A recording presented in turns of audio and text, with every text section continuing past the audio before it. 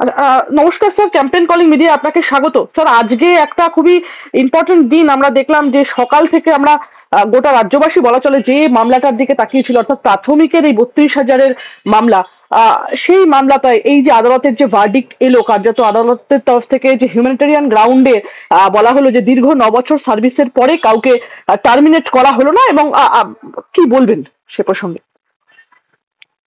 ব্যাপারটা দেখতে হবে, যখন জাস্টিস অভিজিৎ গাঙ্গুলি অর্ডারটা দিয়েছিলেন তখনকার সময় আর আজকের সময় অনেক পেরিয়ে গেছে।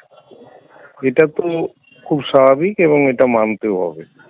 এবং এখন দেখুন, সব যত আর্গুমেন্ট হয়, যত আদালতে বিচারের সময় যুক্তি এবং তার বিরুদ্ধে যুক্তি উঠে আসে, সেখানে কিন্তু একটা জায়গায় হিউম্যানিটেরিয়ান কনসিডারেশনটা থাকতেই হয় মানবিকতার সাথে।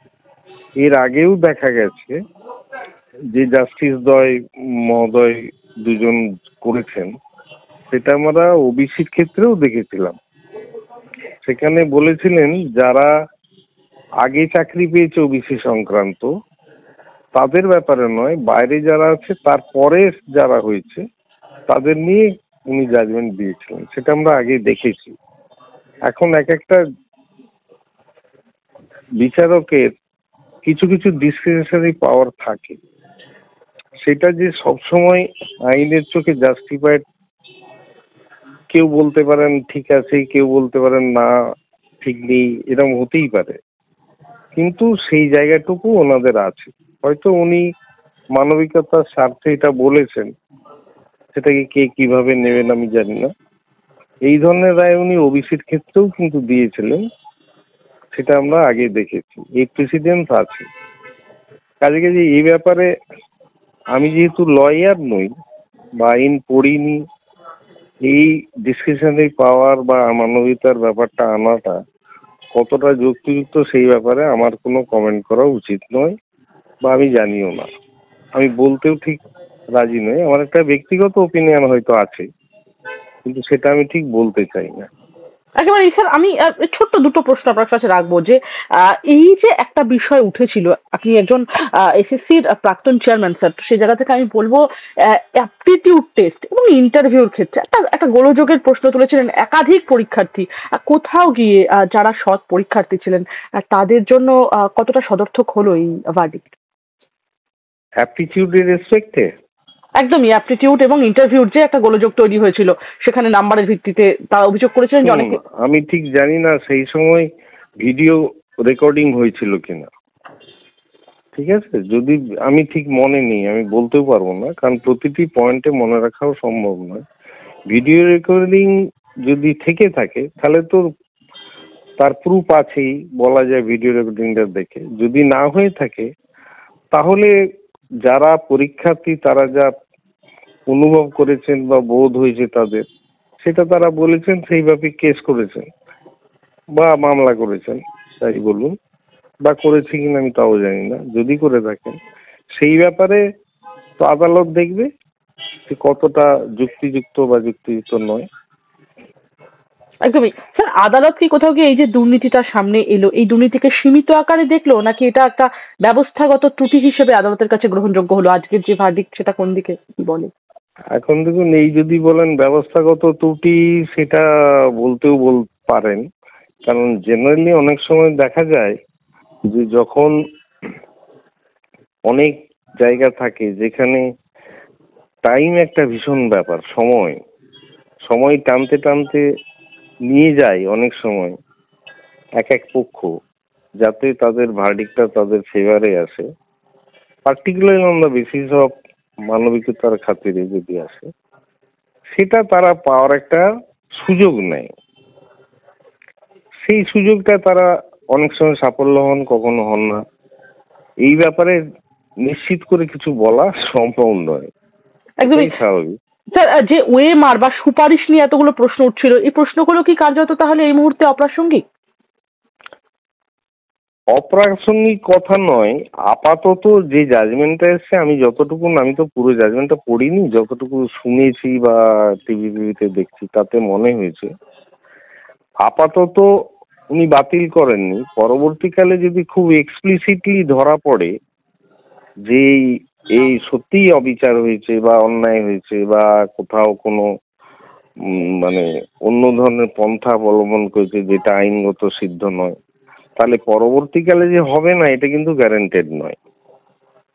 আপাতত বলা যায় যে যে প্যানেলটা বাতিল হলো না, কিন্তু তার অর্থই নয়, কারণ আমি যেটা শেষে দেখলাম যে ইনভেস্টিগেশন চলবে, তাহলে অর্থটা কি? তাহলে এটাকে আমি যদি ধরি ওনা বাতিল করেননি, হিউম্যানিটেরিয়ান গ্রাউন্ডে এখন অ্যালাউ করেছেন, তার পরবর্তীকালে বলেছেন যে ইনভেস্টিগেশন যা চলছে সেটা চলবে। সেটা যদি সত্য হয়, দুটোকে একসাথে মেলালে আমি যতটুকু বুঝছি তাতে অর্থ আপাতত বাতিল হলো না বটে, কিন্তু ভবিষ্যতে যে হবে না তার কোনো গ্যারান্টি নেই। যদি কংক্রিট এভিডেন্স ইনভেস্টিগেশনে উঠে আসে তাহলে হয়তো পরবর্তীকালে আর এই মানবিকতার প্রশ্নটা হয়তো তখন টিকবে না, ধোকেটা যদি কংক্রিট এভিডেন্স জোগাড় হয় বা প্রমাণিত হয়, তাহলে হয়তো মানবিকতার যে ফাইন ডিস্টিংক্ট লাইন আছে সে লাইনটা হয়তো আর টিকবে না বলেই আমি মনে করি। একদমই স্যার, আপনি আমার ছোট্ট শেষে একদম সাক্ষাৎকারের শেষ দিক, আপনি শিক্ষাক্ষেত্রে একজন প্রাজ্ঞ ব্যক্তি, দীর্ঘদিন দায়িত্বে ছিলেন। আমি বলবো এই যাদের চাকরি নিয়ে টানাপোড়েন চলছিল, এখন কি তারা তাহলে একটা স্থায়ী নিয়োগের পথ পেলেন বা পাবেন? স্থায়ী নিয়োগের পথ ওইটা কি বলা যায় স্থায়ী নিয়োগ পেলেন? কারণ ইনভেস্টিগেশন তো উনি চালিয়ে যাওয়ার কথা বলেছেন, আমি যতটুকু অর্ডারটা দেখেছি। আপনিও নিশ্চয়ই আমাকে করোবরেট করবেন। একদমই। যদি ইনভেস্টিগেশন যদি চলে, তার মানে হচ্ছে যে এখন যে বাতিল হলো না, যদি কংক্রিট এভিডেন্স ইনভেস্টিগেটররা বের করতে পারেন তাহলে হয়তো এই জাজমেন্টের রিভার্সালও হতে পারে বলে আমি মনে করি। একদমই স্যার। তাহলে কোথাও গিয়ে এই যে দুর্নীতির দায়ে অভিযুক্তদেরকে পৃথকভাবে কি সেক্ষেত্রে শাস্তি দেওয়া হবে? দেখুন, সেটা তো আইনের ব্যাপার, সিভিল কেস তো, এখানে ক্রিমিনাল লস গুলো কতটা করে সেটা আমি জানি না। যদি ক্রিমিনাল প্রসিডিওর হয় তাহলেই হতে পারে, কিন্তু সিভিল লতে জেনারেলি এরকম হয় না। বড়জোর হয়তো কিছু একটা ফাইন টাইন বা এরকম কিছু হতে পারে। আমি আবার বলছি, আমি লয়ার নই, আমি যতটুকু বিভিন্ন জায়গায় কাজ করতে গিয়ে আইন সম্পর্কে বুঝেছি সেই জ্ঞান থেকে আমি কিন্তু এই কথাগুলো বললাম। একদমই জাস্টিফিকেশনটা কিন্তু একজন লয়ার, যিনি প্র্যাকটিশনার লয়ার, যিনি আইনটা জানেন এবং বোঝেন, তিনি আরো ভালো করে বলতে পারবেন। একেবারেই স্যার। আমার একদম একটা ছোট্ট প্রশ্ন আপনার কাছে শেষেই, যে এই যে চাকরি বহাল, আজকের যে ভার্ডিক্ট, এটা কোথাও গিয়ে কি সরকারের জন্য একটা বড় রাজনৈতিক স্বস্তি এই মুহূর্তে? দেখুন, এটা কে কিভাবে দেখবেন তার উপর নির্ভর করবে। আমি তো মনে করি না একটা, আপাতত আমার যেটা মনে হয়, আমার ব্যক্তিগত বিচার যে ধারা সেটা হলো যে যারা পেলেন তারা ভাবতে পারেন আমাদের জয় ঠিক কিন্তু এখনো হয়নি, মানে শেষ জাজমেন্টটা হতে খানিকটা দেরি হয়েছে, ডিলেট করানো হয়েছে, তার পরবর্তীকালে বোঝা যাবে জয় বা বিজয়। এখনো কিন্তু জয় বিজয়টার সময়ও আসেনি, বা জাজমেন্টটা থেকে যা বোঝা যাচ্ছে তাতে সে কথা কনক্লুড করারও সময় হয়নি। কাজে কেউ যদি দাবি করেন যে হ্যাঁ এটা আমাদের জয়, বলতে পারেন। কেউ মনে করেন না এটা তাদের ব্যর্থতা, বলতে পারে। এই ব্যাপারে আমি আর কি বলবো? এটা তো আমার কথা শুনে তো কেউ চলবে না, যে যা নিজের পারসেপশন থেকে, বা যে গ্রুপ কোনো পারসেপশন, দল বলুন প্রশাসন বলুন, তারা নিজেরা ঠিক করবে। সাধারণভাবে শুনুন, মার্জিনাল কেসগুলো যে যার নিজের ফেভারেই টেনে কথা বলে অন আইদার সাইড, এইটা আমার ধারণা, একেবারেই ব্যক্তিগত ভাবে।